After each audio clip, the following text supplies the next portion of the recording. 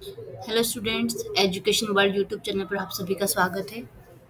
आज हम रुचिरा भाग 2 चैप्टर 13 लालन गीतम पढ़ रहे हैं, जिसका लालन गीतम का अर्थ होता है प्यारा गीत।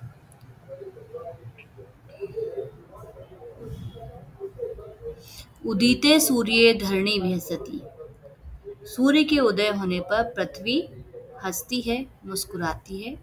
पक्षी कूजती कमलम विकसती। पक्षी चहकते हैं, कमल खिलते हैं। नदती मंदिरे उच्चे ढक्का। सरितः सलिले सेलती नौका। मंदिर में जोर जोर से नगाड़े बजते हैं। नदी के जल में नौका हिलती डुलती है। पुष्पे पुष्पे नाना रंगा तेषु डयन्ते चित्रपतंगा। फूलों पर अनेक रंग है, उन फूलों पर तितलियां उड़ रही। चित्रपतंगा यानी तितलियां। वृक्षे वृक्षे नूतन पत्रम।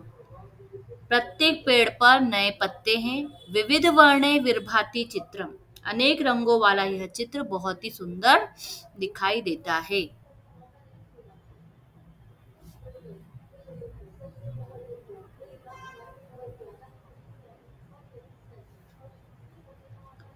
धेनु प्रातर्यच्छति दुग्धम।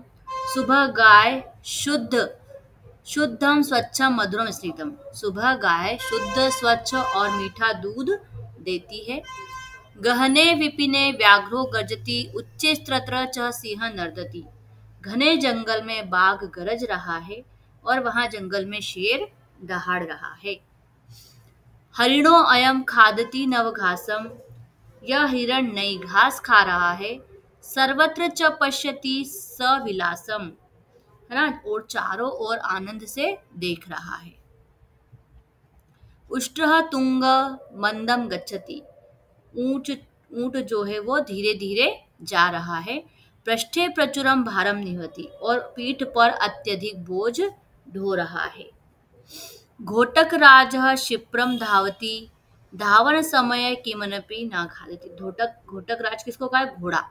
घोड़ा तेज दौड़ रहा है और वह दौड़ते समय कुछ भी नहीं खाता है। पश्यत भल्लुक मीमम करालम। नृत्यति थतथे कुरु करतालम। अब इस भयानक काले भालू को देखो, यह तथथे नाच रहा है ना, और तुम ताली बजाओ।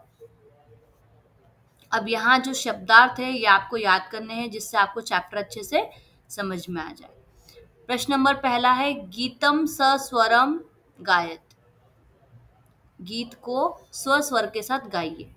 फिर दूसरा प्रश्न है एक पदेन उत्तर। का विहसती, कौन हंसता है? तो धरणी विहसती यानी धरती हंसती है। किम विकसती, क्या खिलते हैं? कमलम विकसती, कमल खिलते हैं। व्याघ्र कुत्र गर्जती, बाघ कहाँ गरजता है? तो व्याघ्र विपिने गर्जती, बाघ जंगल में गरजता है। हरिणः किम खादति, हिरण क्या खाता है? तो हरिणः नव घासम खादति, हिरण नई घास खाता है। मंदम कह गच्छति, धीरे कौन चलता है? तो मंदम उष्ट्रः गच्छति, धीरे ऊंट जाता है। अगला प्रश्न है रेखांकित पदानि आधृत्य प्रश्न निर्माणम कुरुत। जहां जहां शब्दों के नीचे अंडरलाइन दी गई है उनको हटाकर आपको प्रश्न का निर्माण करना है।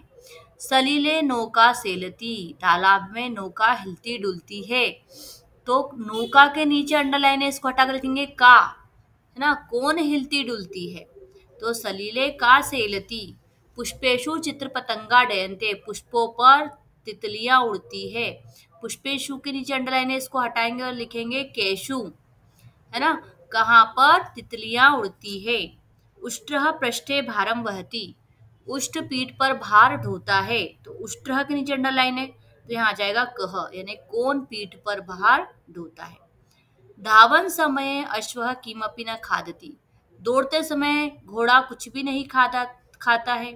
अब धावन समय, किस समय के लिए हम क्या लगाएंगे? कस्मिन। तो कस्मिन अश्वः, कस्मिन समये अश्वः किमपि न खादति। सूर्य उदिते धरणे विहसति, सूर्य के उदय होने पर धरती हंसती है। तो सूर्य के नीचे अंडरलाइन है, तो यहाँ पर लिखेंगे कस्मिन, किसके उदय होने पर धरती हंसती है। अगला जो प्रश्न है लिखा है मंजूषात समानार्थक पदानि चित्वा लिखत। यहाँ पर हेल्प बॉक्स में आपको इन शब्दों के समानार्थी शब्द दिए, उनको ढूंढकर आपको सही जगह पर लिखने हैं। धरणी पृथ्वी, करालम भयंकरम, सलिले जले, विपिने वने, हरिणः मृगः, मंदिरे देवालय। अगला जो प्रश्न है लिखा है विलोम पदानी मेलयत, यहाँ पर विलोम पद को मैच करना है। मंदम, मंदम का आ जाएगा शिप्रम, मंदम यानी धीरे, शिप्रम यानी तेज, नीचे उच्चे, धीरे और जोर से, कठोरः यानी कठोर और स्निग्धम यानी कोमल, पुरातनम यानी पुराना, नूतनम यानी नया, अपर्याप्तम यानी जो पर्याप्त ना हो और पर्याप्तम यानी जो पर्याप्त हो। प्रश्न नंबर 6, उचित कथनानाम समक्षम आम, अनुचित कथनानाम समक्षम न इति लिखत। अब उचित कथनों के नीचे आम और अनुचित के सामने न लिखना है। धावन समय अश्व खादति, दौड़ते समय अश्व खाता है, न, गलत है। उष्टः पृष्ठे भारम न वहति, ऊंट पीठ पर भार नहीं ढोता है, न, गलत है ये भी। सिंह नीचे क्रोशती, सिंह धीरे बोलता है, न। पुष्पेशु चित्र पतंगा डयन्ते, फूलों पर तितलियां उड़ती है, आम, हाँ। वने व्याघ्र गर्जति, वन में जंगल में बाघ गरजता है, आम। हरिणः नव घासम न खादति, हिरण नई घास नहीं खाता है, न।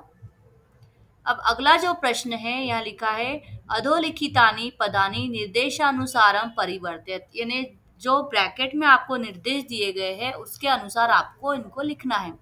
चित्र पतंगः प्रथमा विभक्ति बहुवचने हो जाएगा चित्र पतंगः।